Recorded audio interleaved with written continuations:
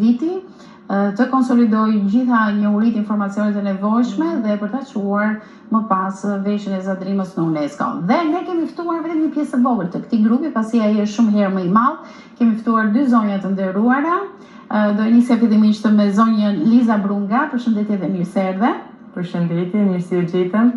Ajo është doktore shkencave në arkeologji, është njëherë edhe historiane dhe do të kemi një informacion besoj shumë të vyer, jo thjesht për të shuar kurreshën, por për të kuptuar më shumë dhe për vlerësuar më shumë veshjen zadrimore, por nga ana tjetër rivjen në ekranin e TV Channel tashmë në emision Arom Shkodër, sepse takimi ka qenë në emisionin Ta Tokim, zonja Mirela Dragusha me profesion mësuese e historisë, por që është futur me zeu punës që po bën ky grup për ta çuar veshjen e Zadrimës në UNESCO.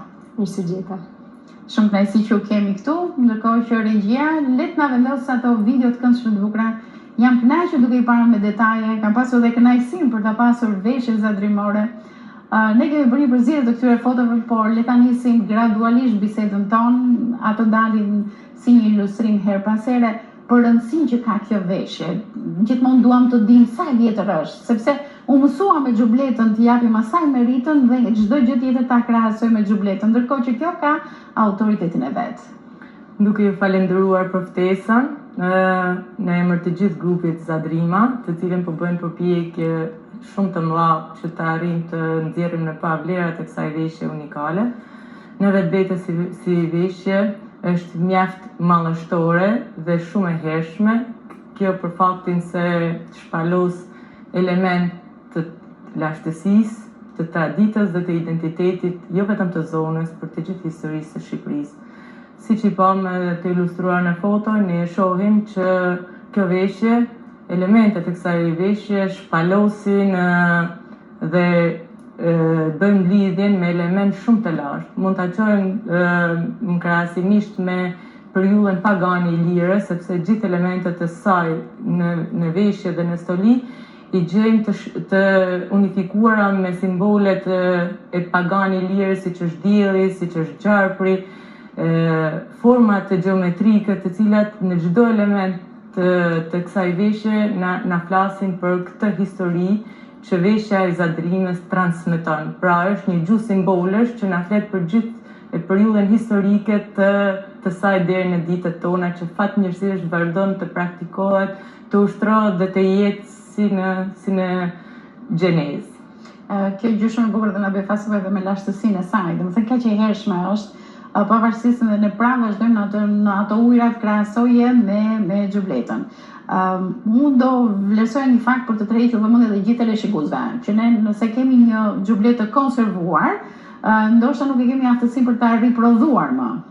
Ndërkohë që ne këtu kemi një veshje po aq me vlerë, e cila nuk është vetëm thjesht e konservuar gjithmonë me frikën dhe me panikun, nuk kemi të tjerat I mbajmë mirë që kemi, por e riprodhojmë.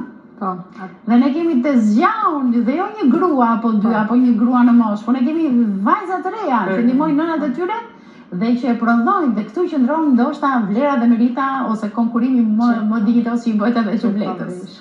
Dakor? Para se të kalojmë tek mënyra procesit gjitha, ku shkon shtrirja? Për shembull këtë veshje deri ku e ku vishet? Atëherë duke përdorur gjithmonë metodën krahasimore, sepse veshja ka të fatkeqësisht nuk ruhet siç ruhen objektet e tjera arkeologjike, sepse materiali tekstilit ajo dekompozohet, kalbet në dhe, por duke krahasuar elementet e saj, forma krejjes stilit zadrimore. Dalloj me të preja flokëve, ku pjesa e boçës. Duke krahasuar me një statujë të gjetur në Kodën Daute të tempullit të Artemisës, që daton të shekullit 7 para Krishtit.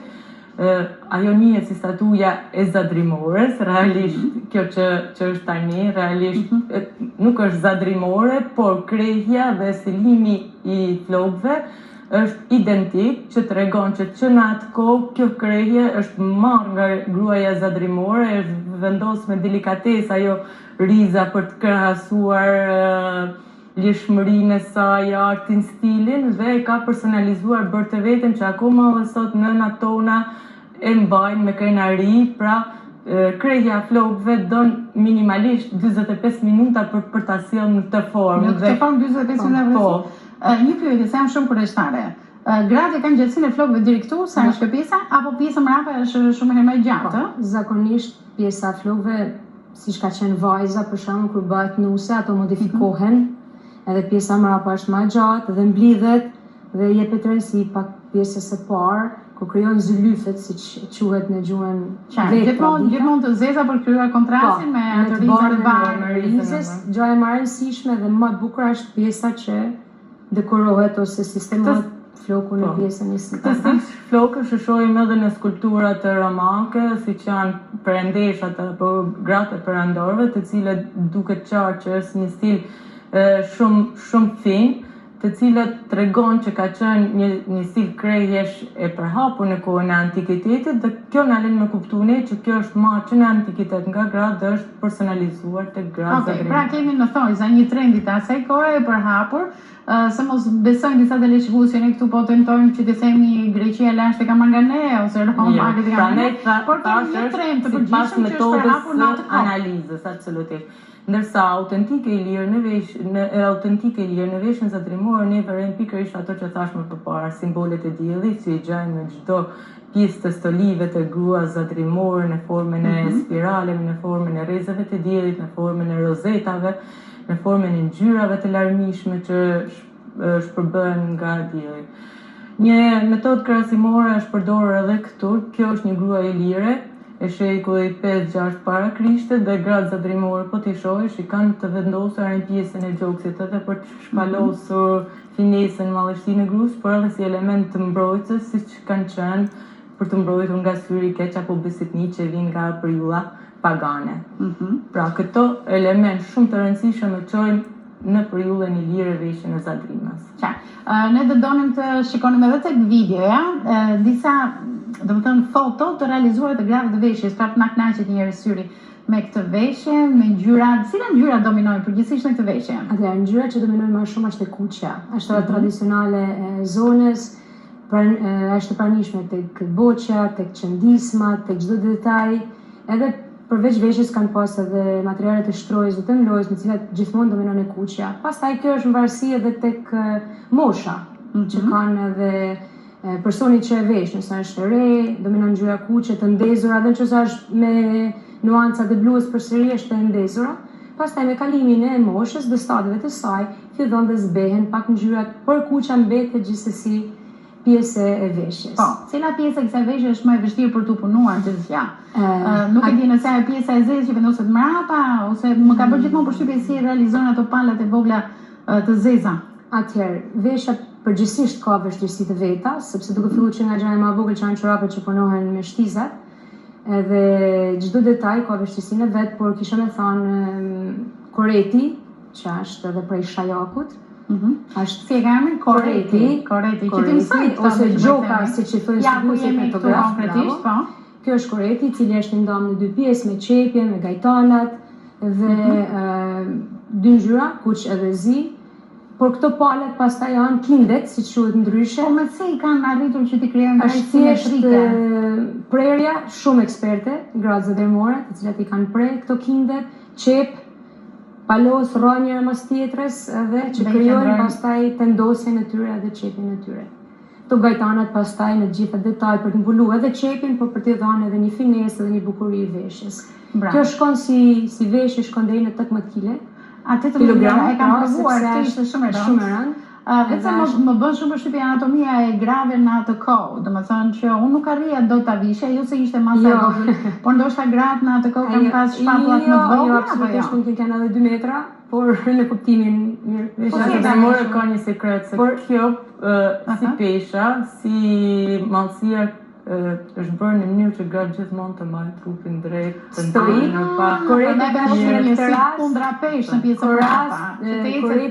Korrekti në këtë rast jep edhe atë finesën e trupit edhe shtendimin e trupit, sepse lidhet pastaj në mes edhe me brezin, që automatikisht pastaj sipër korrektit janë edhe dy elekt, me sumulla i elektë i mirë. Mund të vazhdoj videon ndërkohë dhe i shikojmë dhe zëra Mirela edhe tregon, pra Kjo është gjysa që vendoset mbi flok, para se të vendoset riza ose marama. Ja, këto unë nuk e kam vënë re, ndoshta nga që artizanit sot Kjo është Këtu jemi me dy variacionet e veshjes zadrimore, sepse edhe zona e bushatit ka të njëjtat element të veshjes si veshja zadrimës, por i ka më të elegante, më të hareshme, më të shkurtra. Imagjino ka që afër zona ngjitur dhe me këto veçantit çfarë koloriti ka populli shqiptar, e arzakonshme. Kjo është brezi, që vendoset gjithmonë. Dhe 3-5 metra, dhe me thonë në varsi, çorapet për leshë. Modeli kjo është futa, është edhe kjo e punuar në të zgjat, gjitha, me një teknikë prej 2 liçve, zakonisht ngjyra është e errët, kombinim me të kuqen, të bluja, të e zeza, dhe kisha me thënë për sa i përket historisë është në veshjet më të para, si element që është vendosur që në kohën antike, antikitetit pra. Kjo është redi ka një gjatë veçantë. Kam parë foto që ju kjo ndihmon në këtë rast për të mbajtur krehen. Dhe ndalin flokët që të dalin këtu. Edhe ka diçka këtu që quhet kshet. Po. Edhe kjo është kur të vendoset pastaj riza, të jep kapë dhe mos ka fiksuar. Edhe të fikson, kjo është për 2 funksione, edhe me nda pendet, që quhet ndarja flokëve, por edhe me fiksu rizën sipër ose maramen, pastaj që modifikohet sipër për bukuri. Okej. Veshja zadrimës kërkon që femrën ta nxjerrë si. Cili tipar do dominonte i pari për ta renditur, për shembull të jetë kryelar, të jetë e gjatë, të jetë trup drejt, të jetë bukur, të jetë hiqme. Domethënë cilin tipar ka tendencën që si veshje ta evidentoj tiparin. Ashtu siç e rendit ti ka për tendencë të jap të ta nxjerrë gurën ashtu siç është. Bekimi i Zotit, ena nga cila lind jeta. Sepse realizon më së miri me veshje që gjerësin të pjesa zona e barkut apo të viteve evidenton pjellorinë e saj. Nuk ka qenë gusto tjetër atë për femrat me sot. Shumë gjysh koloriti i saj që i nxjerr pa dhe nëse ti je zbet apo ke një tipar jo të dukshëm, koloriti e modifikon, e bën si mozaik. Përdorimi i ngjyrave të gjalla gjithmonë tregon jetë. Okej, do vija një detaj që duke parë bijut e pafundme, unë shoh që ju jeni të dashuruar me këtë veshje, sepse dhe ju me bijut më keni befasuar sot. Duke filluar edhe me zonjën e cila ka vendosur një kaps, nëse mund të kthehej sado pak në zonë mrapa, por ajo dhe kamera tregon më së miri, apo në emisionin tjetër që kemi pasur të kishe sajuar me këtë veshje një karfis shumë bukur, domethënë në shenjë të respektit për këtë veshje. Unë shoh veshje, pra kjo që vendoset në pjesa e syve, apo e fytyrit, e qafa kjo. Gjerdani. Shoh këto gjerdanë që mua më ngjajnë me çfarë kam parë mbi xublet. Duhet të ndërhyj pak këtu. Stolit grua zadrimore, si ka dhe më herët, kanë element edhe pagan, pra i lirë, me diellin, me elementet geometrik, figura gjeometrik, rombe, spirale, trekëndsha, por duhet vënë duke që me kalimin e historisë janë marrë vlerë dhe zëvëren kryqi. Kryqi është i vazhdueshëm. Kryqi, të cilët çdo periudhë historike kanë marrë elementin e saj, sepse duhet tekstuar që zona e zadrimës ka qenë ndër para zonave me të cilat është përhapur krishterimi, duke pas parasysh që vetë apostulli Paul kaloi nëpër Lezhë deri në Shkodër dhe kjo zonë duke ndodhur mes dy qyteteve, pjesë e diocezës së Sapës e ka përvecuar dhe gjen kryqin në çdo element, që nga kurora kokës, gjerdani, në gjitha rrjeshta, qëndismat, pra është elementi ose simbolika kryesore në veshjen e zadrimit. Dëshmia më e fundit është Betlehemi i gjallë që organizohet me Hajmel dhe ne kuptojmë lektrasisht të traditës që bëhet në zonë, domethënë. Okej, po bijut e jashtëzakonshme më kanë bërë shumë përshtypje. Zadrima ku zakonisht i ka marrë bijut? Zakonisht janë punuar në qendrat e filigramit, e punishte që janë bërë në Shkodër, në Zanaçit. Por ka pas raste kush ka pas mundësi, ka shëtit më larg, ndoshta edhe në qendrën e për shembull përgjithsisht në Shkodër, ajo që ka furnizuar si themi gjithë zonën, qoftë edhe në veri, qoftë edhe në tutje. Po, më bën shumë përshtypje sasia e bijuve, do t'i shohim edhe në foto. Shumë stoli. Unë kam dhënë një ndërkurioztarët më të mëdha të gjithë grupit, ndoshta dhe i kam kërkuar që të peshahen, dhe pasi kemi peshuar, bijut e grua zadrimore shkojnë mbi 2 kg. Pra i mbante të vendosur në pjesën e kraharorit, po, deri në pjesën e brezit, të cilat janë me minerale të çmuara, siç është argjendi edhe ari, sepse gjithë këto Napoleonat që janë të brenda diellit themi, kanë qenë CERN, por ato që kanë pas një status shoqëror më të lartë ekonomik ishin me Napoleona ari. Pra tregonin edhe statusin shoqëror që nga vinte nusja. Por duhet theksuar që asnjë nuse nuk dilte pa këto bijut, pa këtë pasuri të madhe nga familja e saj. Jo vetëm ditën e dasmës, por këto stoli nusja i ka marrë vazhdimisht kudo që ka shku. Do të thonë, jo vetëm ditën e dasmës, por edhe nëse ka shku për një vizitë diku, nëse ka dalë në tregun e Shkodrës në atë kohë, ka shku diku, çdo lloj ajo i ka vu për treguar. Ndonjë detaj kështu që na bën të përshtypje, për shembull, kjo moshë ose identifikimi, sepse njëra identifikon moshën, statusin edhe të tjera. Edhe stolit normalisht. Edhe stolit e kanë kanë linjë siç është ngjyrat, sepse normalisht stolit nuk është se moshat e treta i kanë vendosur kaq shumë. Po, nuk e kam kuptuar se përse ato vinë deri tek pjesa e syve për të mbuluar pak imazhin. Atëherë, jo, atje ka funksionin që me basi që themi të menan.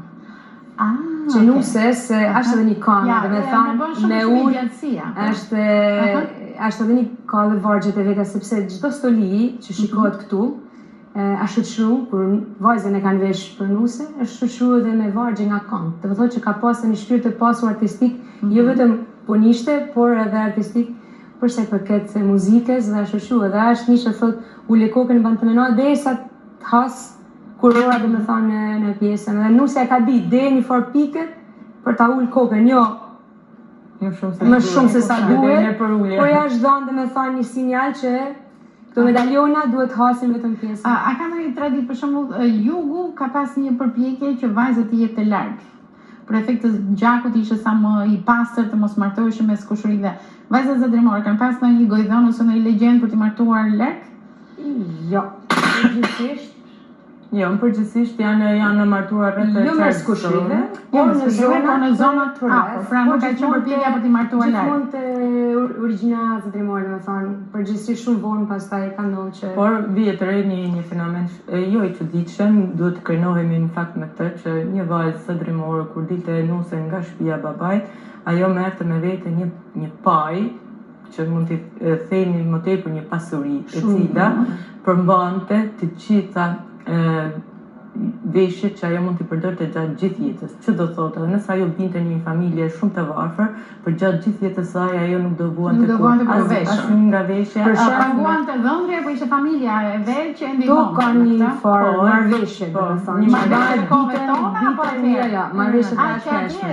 Domethënë ditën që demokracia kanë pasur që atëherë. Po, ditën që shkoi për të kërkuar fjalën dhe përpiqeshin pas disa, ndoshta 2 muajve, 3 muajve, ditën që kthutej fjala, që personi jepet, vajza në këtë rast, që atë fillonin 2 baballarët po them, të bënin ato planet, sa duhet jetë, kota që do t'jap dhëndri, apo dhe sa do t'ketë. Po përgjithsisht është edhe familja nusës ajo që ban shumë. Po shembull marrim një detaj, për shembull një këmishë, me qenë se na doli edhe këmisha këtu, nusja një paj minimumi mund të ketë 30 këmisha. Që do i merrte me veten në paj 30 këmisha? Të llojeve të ndryshme. Për shembull kjo është harkat, është kjo është komplet me mëndafsh. Anë munash, si i themi 100%, dhe i ka marrë anë munash, harkat, pambuk, linë që ishte me i vjetri, pra të gjitha në atin e saj. Dhe me që jemi tek materialit, ndalim pak tek punimi. Vazhdohet sot me krimin e mëndafshit për të nxjerrë, pra vazhdojmë me këtë teknikë. Në gjithë Shqipërinë kemi të vetmi laborator që është Color of Zadrima, që është në zonën në Dalj. Nxjerrim si komplet bileskini dhe ca foto. Por nuk e di sa saktësisht që materiali shkon në Gjermani të punohet, sepse kjo fazë ndërmjet me namulor, gjithçka, secili në laborator, fillon dhe mbaron aty. Fillon dhe mbaron aty. Këtu ju përgëzoj jashtëzakonisht, sepse në një emision që kemi realizuar para 2 viteve, teksa kemi pyetur disa artizane të VAUDD-s, ndoshta bëhet fjalë për ato dhe jo për pjesën e Ata mund ta materiali shkonte në Gjermani që të punojë dhe të kthehej në fije duke rritur automatikisht koston. Një foto që ato po e nxjerrin me një herë nga mendova se është vetëm thjesht jo, foto, absolutisht po bëhet aty.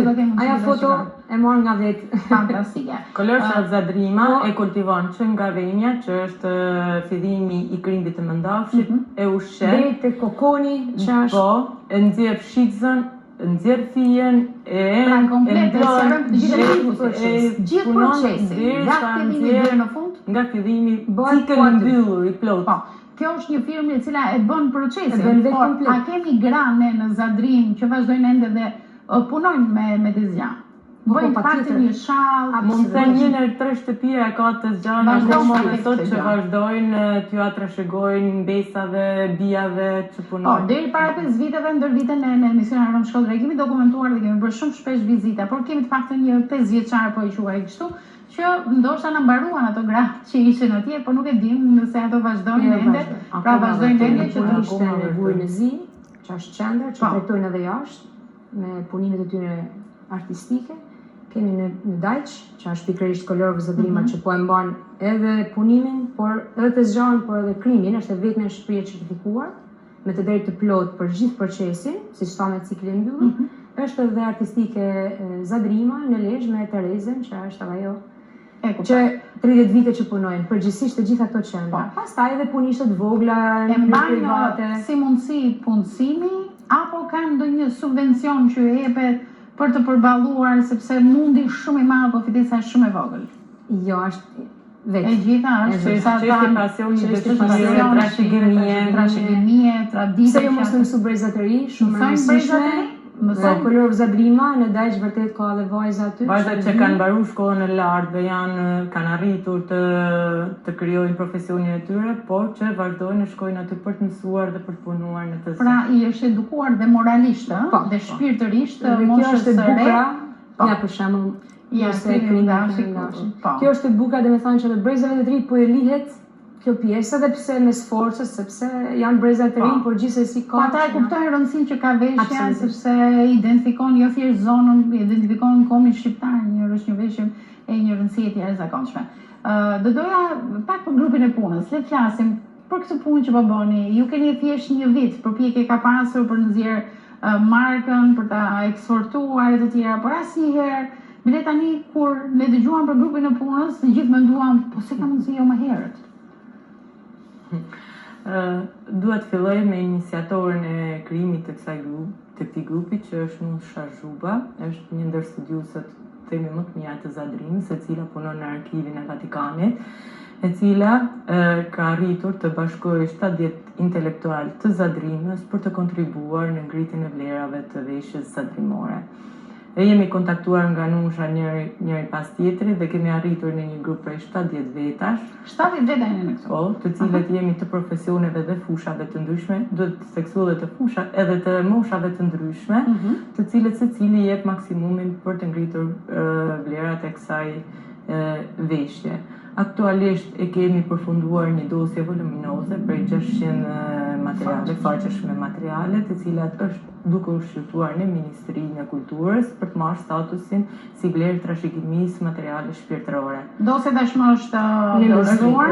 Në dosje ka një përmbajtje të plotë për 600 faqesh që nga historiku. Absolutisht. Vlera të studimit shkencor, ato të dokumentuar me dëshmi, historiku i saj, historiku i zonës, lidhja pastaj në çdo detaj e elementeve të veshjes. Më rëndësishme është edhe formularet pyetësore të cilët dhe intervistat që janë marrë grave të cilët po punojnë aktualisht, që veshin aktualisht veshin, pra që tregon që nuk është një veshje në zhdukje, është një veshje që fatmirësisht vazhdon të prodhohet për të marrë gjallë, por që duhet të mbrohet për shkak të përvjedhojnë të globalizimit apo fenomeneve që po hynë tradita në kulturën tonë. Për shembull Xhubleta ka hyrë në UNESCO fal diebërjes, ndërkohë që ajo mbeti një femër e Akilit në Malsinë e Madhe, më gjerë në Shkodër në Pukë, se nuk është se është vetëm e Malsisë së Madhe, por aty domethënë dominon qendra burimi kryesor e Xhubletës. Por te diebërja janë disa projekte Okej, që kanë mjeshtrat nuk janë më. Po s'janë më dhe ata, janë disa grumbullime nxënësi që njëherë janë fiktive, grash që thjesht asistojnë kur dikush shpjegon, po jo direkt e di e bërja. Pra është shumë vështirë për të shkuar dikush thotë nuk janë kushtet, nuk është kjo dhe nuk është ajo, dhe në këtë prizmë edhe mund të rrezikojë Xhubleta, se ashtu siç hyn edhe mund të dalë. Në fatmirësisht i kemi shkolla gjallë që na mësojnë gjyshet nanat që vazhdojnë në çdo shtëpi endin turin Ja për shkak shikoj këtu janë Ju si e keni kërkuar ndije bërjen apo Xhubleta, se ka të bëjë dhe emërtimi se si e kërkoni në apo veshje. Vetëm veshje e zadrimes. Sepse tashmë i kemi gjallë ato që po punojnë edhe po e trashëgojnë. Po, këtu kemi të bëjmë një pjesë të një grupi, po. Këtu ka qenë kur kemi bërë pasoret, është një pjesë shumë e rëndësishme e traditave të Zadrimes. Po, dhe gjë rastin këtu të përmend edhe një muze që ekziston në zonën e Gushatit. Po, Te Ndot Shabe, do ta përshëndesim edhe urojmë. Ja studion e kemi bërë një vizitë atje, aty provova të vesh atë si e quajta koreti, ma nuk më bënte fare. Por jam kënaq me dashurinë e tij shumë të madhe për t'i grumbuar. Ja pasionon pas vlerave. Po, patjetër, pavarësisht se ai po kalon Zotrinja një moment të vështirë, një shërim shumë të shpejtë. Pra, zoti Ndoc patjetër që është pjesë e grupit të punës. Përveç se muzeu të tij që mbetet në kuadrin e një muzeu privat i cili tregon shumë i hapur ndaj çdo vizitorëve, pra i ka gjukon e vet, mundin e vet, buxhetin e vet për ta bërë atë muze. Ka një muze të mirëfillt zona e Zadrimës ku vjen vizitorët dhe shikojnë. Jo, është ndërtuar në Gurnësi, po jo nga shteti, si themi, jo nga ambienti i komunës, ka që një projekt i një shoqate, vetëm kaq. Iniciator nga qeveritë tona jo, por thjesht nga këto projekte që por jashtë realizuar, rëndësishme është që ekziston një tillë. Po një muze mirëfillt mund të vinte ndoshta mbas shpalljes në UNESCO, ai do të ishte gjë shumë e mirë, janë projekte dhe investime që mund të përfitoheshin mbrapa. Okej, grupi i punës pastaj si keni ndar punët? Si vepron, sa cili bën atë që ti bëj më mirë, atë që don të bëj. Arkeologjia këtu, etnografia, ja ku i kemi. Por rëndësishme është ajo dashuria e secilit prej nesh që këtë veshje vërtet ta çojmë aty ku është finale e UNESCO, me një dashuri pa pame, me një përkushtim, se siç e tha edhe kolegja Liza, që më thonë, ne nuk kemi vetëm të ri aty. Apo edhe ne që jemi pak po shkojmë te mosha. Jo, mos e thoni të rijeni. Por kemi mjaft edhe moshën e tretë që jashtëzakonisht ato po na transmetojnë emocion edhe më të madh, për një angazhim vërtet, për një angazhim shumë të madh, menjëherë sapo t'i japim një informacion direkt ato i kemi të gatshëm me shoqëru, me qenë pjesë, me ba, me nzyra shteti dhe kudo. Okej, gjë shumë e mirë. Sa mund të bëjnë kjo përgjigje që pritet nga ministria apo në fakt po presim me padurim. Kjo është në varësi gjithmonë atje tash në ministri, edhe pse janë procedura që duhet t'i përmbajmë. Edhe pse kemi marrë ato feedbacket shumë pozitive për punën voluminoze që është bërë dhe atë çfarë ne kemi pasqyru, thjesht është në projekte vetëm të mira time që ato bëjnë për të kaluar pastaj si iniciator ato për të na pasqyruar për UNESCO. Okej, kjo është edhe një nxitje mirë për banorët e zonës që mos ta lënë si traditë. Dhe që ato gëzime familjare të mos jenë thjesht veshje dekor që ne kërcejmë për habi, por si një traditë që her pas here edhe koncerte të kishte në zonën e Zadrimës me këto jo gjëra të importuara nga të tjerë dhe hajde ju ftojmë dhe juve që t'jeni po faktikisht Zadrima ka potencialin e duhur për të bërë edhe një festival të vetë. Qoftë me traditën gojore, qoftë me këngën, me vallën, me veshjen, me çdo gjë, me një mozaikë. Po, është vërtet. Bile në një bisedë që kemi pasur me fermerin shumë të nderuar Zef Pashuga, kur kemi thënë po ju prodhoni gjithë verë. Do të ishte shumë bukur një festë verës, domethënë ku mund të ndërthureshin të gjitha si piknisje në base edhe kjo. Pare se shkojmë drejt fundit të bisedës, jam shumë përreshtare, gruaja merr rëndësi për veshjen e saj në Zadrim, po meshkujt, a kanë diçka më specifike? Apo është e vështirë, apo gjithmonë kuptohet ndaj gruas? Meshkujt si pjesë e shoqërisë të cilët gjithmonë kanë pasur më shumë prioritet për dalë, për të lëvizur, për pazare, i kanë më të unifikuar rrobat me krahinat e tjera.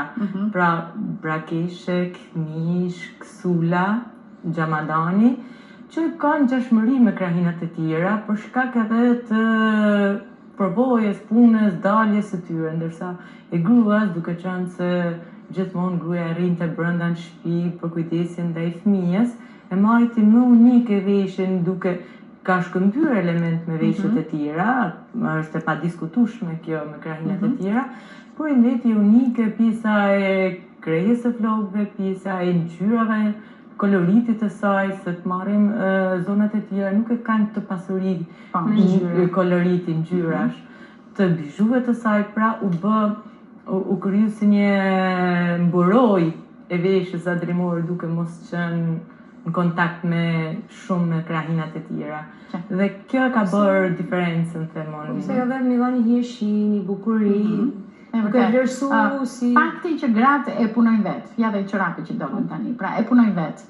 A mendoni se në një farë mënyrë ka vendosur një kufi ndaj artizanëve në thojza që për riprodhime të veshjeve për efekt komercial kanë bën ndryshime shumë, kanë vendosur disa elemente, si adobe, po vetëm t'i ngjaj model të gjallë. Pra, do kisha thënë Zadrima ka rritur më shumë se disa tjetër. Koncerte ose diçka që mund të është më origjinale në veshje. Pjesa jena pak fanatik, pak si shumë për të rritë vlerat. Dhe kjo mendoj se që tha dhe kolegja, është trashëguar që nga lartësia, volimin e ka pas si çdo veshje tjetër, por janë rrit elemente, janë rrit ngjyrat, janë se e kanë prodhuar vetë faktikisht. Se e kanë prodhuar vetë, janë shumë korrekte për mos më ndryshu, edhe pse koha ka ndryshu, ka evolu. Edhe elementet që mund i vjen sot, edhe për efekt tregu që mund gjejnë diçka, mundohen ta gjejnë të përafërt, pra ajo finesa tyre, për mos me dalë nga pjesa që është origjinaliteti e veshjes. Okej, kjo gjë shumë e mirë për këtë. Ju përgëzoj te i mase, edhe për punën e mrekullueshme që po bëni, se nuk është gjë e vogël, do këmbgulje, do durim, do studim, ju thjesht tani po prisni frytet e punës tuaj, por keni sa përpjekje, punë serioze për të bërë ato dokumentimet ashtu siç kërkohen në raste të tilla dhe për të bërë atë hapin madhor që presin të gjithë për të hyrë, dhe unë uroj me shumë shpirt. Shumë shpirt. Faleminderit shumë edhe juve.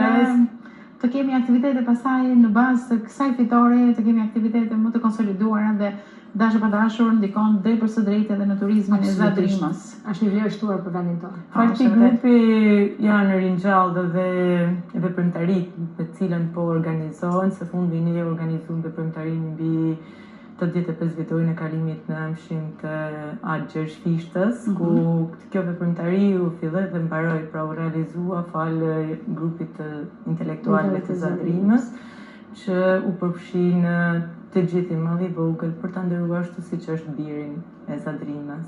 Dhe përveç kësaj po bëhen ekspozita, po bëhen takime të ndryshme për ta promovuar, pra jemi në stadin e promovimit dhe shpresojmë shumë që kjo punë e jona të finalizohet me atë që dona, që të ruhet, të mbrohet ndërkombëtarisht në UNESCO. Edhe diçka tjetër në gjatë kësaj kohe, edhe për efekt promovimit, ne po nxjerrim pak edhe disa vlera të tjera që ka zona, dhe disa tradita që janë harres, tash vërzatëri edhe nuk i bajnë, për shembull siç është rasti pasoreve, ne e kemi organizuar komplet, siç ka qenë dikur, për shkumër të panusen që është bërë me fëmijë, dhe vajza, nga familja e vajzës. Të gjitha gratë. Pra, jo një veshje që mbetet në kornizën e një muzeu, por një veshje e gjallë, aktive, që vendosen në ritualin e jetës që ka bërë Kemi edhe ca projekte që do lidhen pastaj me muzike, me këngët që janë përdorur në zonë. Okej, ju lutem, kur i bëni këto gjëra, mos ta harroni një festë të vogël të bukur. Se do na pëlqente dhe kjo e përfshirjes në një situatë të tillë. Unë ju falenderoj shumë për bisedën që zhvilluam në studio dhe t'ju ndjekim dhe ju urojmë edhe si staf dhe gjithë teleshikuesit bravo për punën që bëni, edhe shumë suksese në arritjen e finales që dëshirojmë të gjithë. Suksese edhe për punën tuaj. Faleminderit. Kështu kemi shkuar në fund të bisedës, në pjesën e parë ne gjishim Motër dhe Val, dy të rinj shumë të talentuar në rrugën e muzikës. Pra, përgëzojmë dhe familjen Kapeta për ata dy fëmijë të